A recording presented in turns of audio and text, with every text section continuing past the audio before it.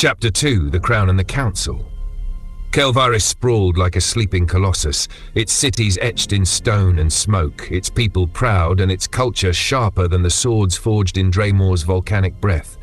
While the other 4 kingdoms frayed at the edges, each unraveling beneath old grudges and whispered wars, Queen Eris sat upon the blood throne, ruler of the 5, in title if not in truth. She was of House Lormont, a name inked deep in the royal annals. Her ancestors had always stood close to power, hands to kings, shadows beside thrones. Her father once ruled Cordenvale, a river-wrapped jewel of a city, and served the former king with a loyalty sung through taverns and temples alike. Eris herself had been betrothed to that same king, now long dead, and when war devoured his line, she didn't mourn. She claimed. But the blood throne was not easily claimed. Forged in an age of ancient magic, it was a seat meant to be earned or entrusted, never seized. The other kingdoms refused her reign. They called her a usurper, a widow in crimson, a queen crowned by ashes. Unity shattered like glass underfoot.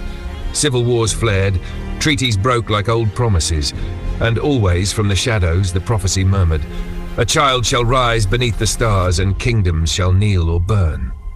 In her high chamber, Eris stood draped in deep velvet, staring through storm-streaked windows toward a cloud-heavy horizon. The sky itself seemed to brood. A steward entered quietly, bowing low. "My queen," he said, careful with his words. "Commander Garrett is in the throne room as you requested." Eris turned, eyes like frost beneath fire. "Then let the wolves gather." She swept from the chamber, her cloak whispering like silk-drenched smoke. Her footsteps echoed through the marble corridors until she entered the great hall, a cathedral of power crowned by the blood throne itself, sculpted from black stone and crimson steel, a relic from the time when dragons were not yet myths. Already, the elders of Caelvaris stood waiting. 6 monarchs in all but name, lords and ladies whose bloodlines could rival her own, who ruled the outer cities with iron ink or illusion. First was Thalos Greymark of House Greymark, Lord of Verindel, where old chants still hummed through cathedral spires. His house bore the howling wolf, and his voice was scripture given breath. Tradition followed him like a second shadow. Beside him stood Celera Dawnvale of House Dawnvale, a whisper wrapped in silk. Her eyes saw through lies, and her house wove politics the way spiders wove webs, patiently, beautifully, lethally. The fox was their sigil, and secrets were their coin. Then came Valen Korith, Lord of Ashantide, a city drowned in fog and salt.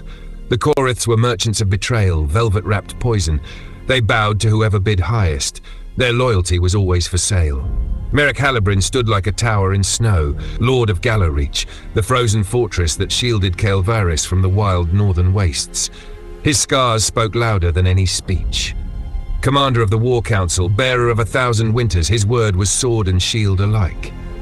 In silks that shimmered like starlight came Lyra Vance of House Vance from Silverrun, a city of candlelight and riddles. Her family kept the libraries, the temples, the old truths. She spoke softly, but even the queen bent at times to her counsel. And last, wrapped in heat and hammered pride, was Torren Merwin, Lord of Draymor. He wore no gold, only soot and steel. His was the house of makers, of swords, of siege engines, of war. His hands, blackened by forge fire, were the hands that armed the realm. They bowed, some deep, some barely. Eris climbed the steps to the blood throne, her presence tightening the air. When she sat, it was with the weight of fire behind her eyes. "Where is Garrett?" she asked, voice cold as obsidian. A beat of silence passed, sharp as drawn breath. Then a guard stepped forward. "On his way, Your Grace." The Queen's gaze swept the chamber like a blade drawn slow. Politics. The room reeked of it. Old rivalries cloaked in courtesy, secrets dressed in smiles, everyone playing a game, yet none could agree on the rules. The wolves were at the table, but who among them still remembered the scent of blood? Just then, the grand doors of the throne room groaned open, parting like the jaws of some ancient beast. 2 guards stood tall on either side, their blue capes flowing, the proud symbol of Caelvaris' elite. Through the opening strode Garrett, commander of the Queen's vanguard, flanked by his most trusted knights. They moved with purpose, every step heavy with the weight of battle. Their armor was streaked with blood, boots dragging the scent of war into this sacred place of politics and power. Conversation died. All eyes turned to the warriors as they crossed the marble floor, silent but for the echo of their approach. Each step was a quiet defiance of death, each breath proof they had returned from something dark. At the foot of the dais, they dropped to one knee as one, heads bowed before their queen. Even Eris, ever composed, blinked just once.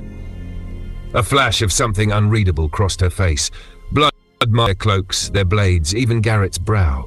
These were not common soldiers. These were legends in steel, the sharpest edge of her rule. If they had bled, something was wrong. Deeply wrong. Across the hall, unease slipped like a shadow through the elders. No one spoke. No one moved. This silence wasn't just respectful. It was waiting, watching, and it cut deeper than any sword.